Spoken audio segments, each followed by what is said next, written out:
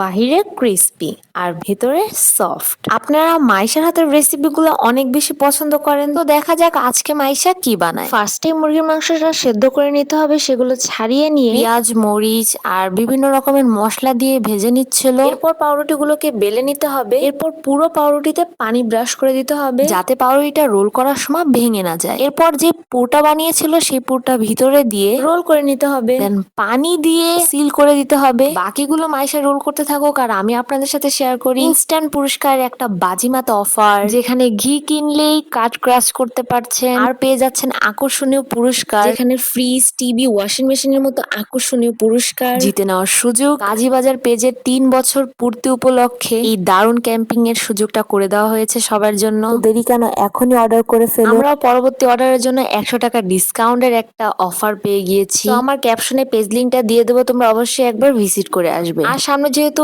Eid, dessert item গুলো বানাতে আমাদের অবশ্যই ঘি লাগবে, তো তখন তোমাদের সাথে এই ঘি দিয়ে শেয়ার করবো দারুণ দারুণ রেসিপি। এদিকে সামান্য আটা, পরিমাণ মতো লবণ আর সামান্য মরিচের গুঁড়া দিয়ে একটা পাতলা ব্যাটার বানায় নিতে হয়েছে। সেটার মধ্যে আমরা রোলগুলোকে ডিপ করে নেব। ব্রেড ক্রামে দিয়ে নিচ্ছি। ব্রেড ক্রাম ভালো করে লাগানো হয়ে গেলে আমরা একপাশে থুয়ে দিচ্ছি। একইভাবে প্রত্যেকটাই আমাদের ডিপ করে নিতে হবে, ব্রেড ক্রাম লাগিয়ে নিতে হবে। দেখতে পাচ্ছ এতগুলো রোল আমরা রেডি করে ফেলেছি, এখন এগুলোকে ভাজার পালা।